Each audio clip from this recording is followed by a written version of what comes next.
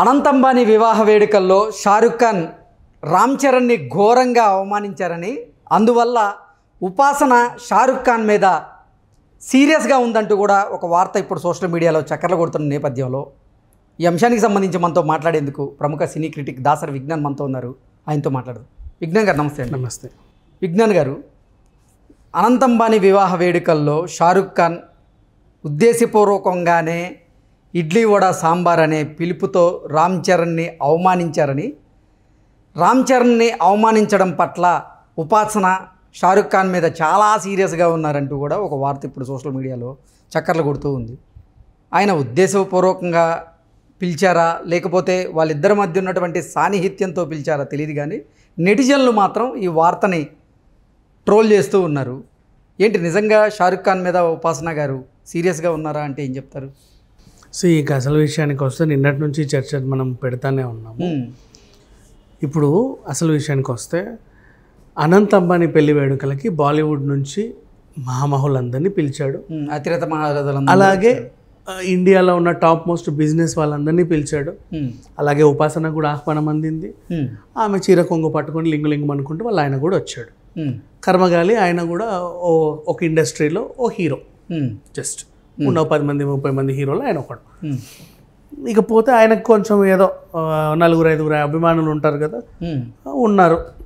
వీళ్ళకి makeup man వచ్చి makeup అమ్మాయి షారుఖ్ ఖాన్ ఇట్లా అన్నాడు అని నేను చాలా హర్ట్ అయిపోయాను అని చెప్పేసి పెట్టగానే వీళ్ళందరూ రెచ్చిపోయి మొత్తం చొక్కాలు చించేసుకున్నారు.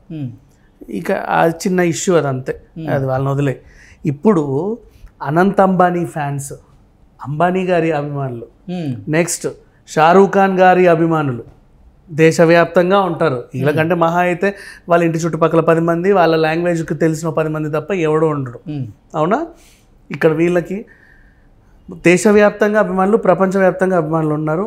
యాజ్ ఎ బిజినెస్ మ్యాన్గా అంబానీకి కూడా ఎంతోమంది ఆయన ఇన్స్పిరేషన్గా తీసుకొని ఆయన రోల్ మోడల్గా తీసుకున్న వాళ్ళు బోల్డ్ ఎంతమంది ఉన్నారు, రైట్? అవును. అట్లాంటి వాళ్ళందరూ కూడా పిలవక పెళ్ళికి అసలు ఇట్లాంటి వాళ్ళని ఎందుకు పిలిచారండి మీరు? ఇంత మంచి వేడుక పెట్టుకొని అన్ని కోట్లు ఖర్చు పెట్టి మంచి వచ్చిన ప్రతి అతిథులకి ఏం తక్కువ కాకుండా మంచి టెంట్లు, అంటే జామ్నగర్లో హోటల్స్ లేవు, హోటల్స్ లేకపోతే మరి టెంట్లు పెట్టారు. అయినప్పటికీ కూడా మన వాళ్ళు ఎక్కడ ఇబ్బంది పడకుండా ఆ టెంట్లని ఏ గోవాలోనో ఎక్కడో ఉన్నట్టు బీచ్లోనో సంథింగ్ ఉన్నట్టుగా లగ్జరీగా డిజైన్ చేసి దాంట్లో ఏసీ పెట్టి టైల్స్ వేసి వాష్రూమ్ కూడా టైల్స్తో పెట్టి అసలు ఎంత బాగా చేశారు తెలుసా? దాంట్లోనే మళ్ళీ హాలు, ఓ బెడ్రూమ్ అట్లా డిఫరెంట్గా ఇచ్చారు. మీరు చాలామంది వాళ్ళు రీల్స్ పెట్టారు, చూడొచ్చు ఆ ఇంటీరియర్ అంతా కూడా. అట్లా అని చెప్పి మళ్ళీ దాంట్లో ఆయన తేడాలు చూపిలా, విఐపి టెంట్లు వివిఐపి టెంట్లని ఇలా పాపం అందరికీ ఈక్వల్గా టెంట్లు వేసాడు. అంటే ఆయన పిలిచిన అతిథులందరినీ ఈక్వల్గానే పిలిచాడు.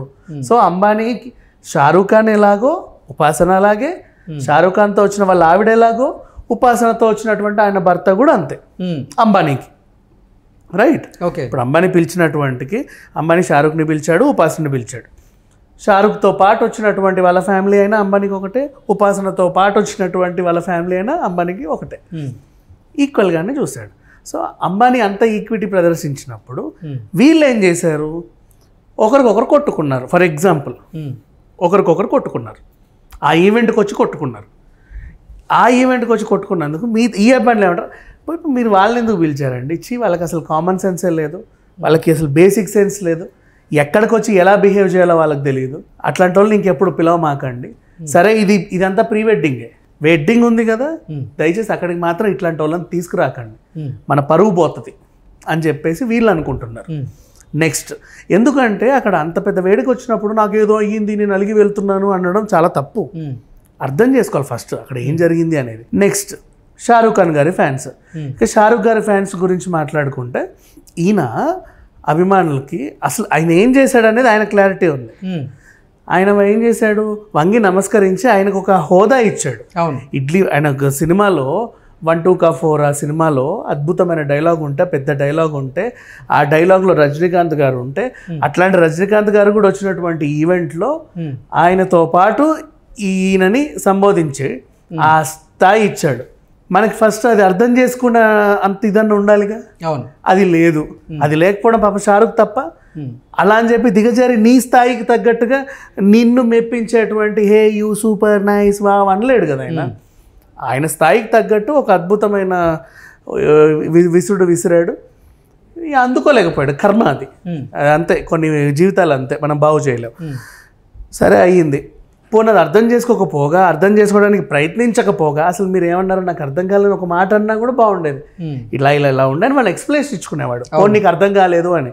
ఆయన ఏమి అదేంటిది సిగ్గుపడ్డు ఇట్లాంటివి చెప్పడానికి ఏమనుకోడు, డౌన్ టు ఎర్త్ ఉంటాడు. కాబట్టి అయ్యో నీకు అర్థం కాలేదా, ఏం లేదు బాబు, నా సినిమా ఇది ఉంది, ఇంత పెద్ద వేడుక కదా, నేను నా సినిమాని ప్రమోట్ చేసుకోవడానికి ఉత్సాహపడ్డా, టైంకి నువ్వు కనిపించేసరికి దాంట్లో నిన్ను పెట్టాను నేను, అలా నేను నాకు నేనే అలా సంబరపడ్డా, నిన్ను గౌరవంగా పిలవాలనుకున్నా. మేము వేసే డ్యాన్స్ కూడా నీ సినిమా స్టెప్పే, నాటు నాటు నాటి ముగ్గురు కలిసి వేయడానికి ట్రై చేసి పాపం వాళ్ళకి రాలే స్టెప్పులు అప్పటికి, నేను పిలిచా, నువ్వు ఇంకా బాగా చేస్తావని. అంటే ఆయన పాపం మనోడు, ఈయన చాలా గొప్ప వ్యక్తి, మనకంటే తర్వాత వచ్చినా కూడా మనల్ని మించిన స్థాయికి వెళ్ళాడు, ప్రపంచవ్యాప్తంగా సినిమాలు రిలీజ్ చేస్తున్నాడు అన్నట్లుగా ఇష్టపడి పిలిచాడు.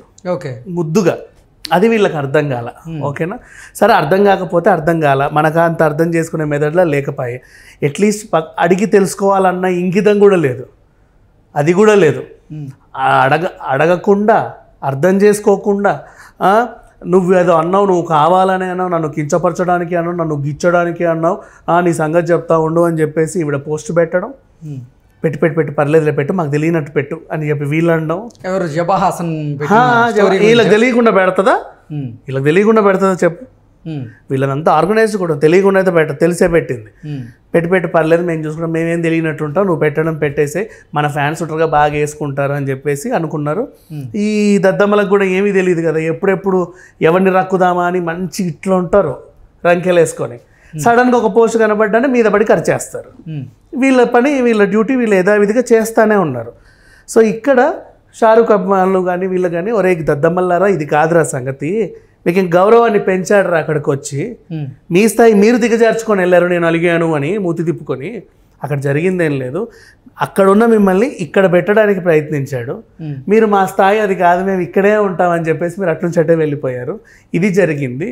సో అంతకుమించి ఇంకేమీ లేదు. అండ్ మీ వల్ల ఒక ఈవెంట్ పరుగు పోయింది, ఒక పెద్ద అయినా కూడా ఛీ అమ్మ ఇట్లాంటి ఉన్నా నేను పొగిడింది అని 4-10 సార్లు తోముకోవాల్సి వచ్చింది.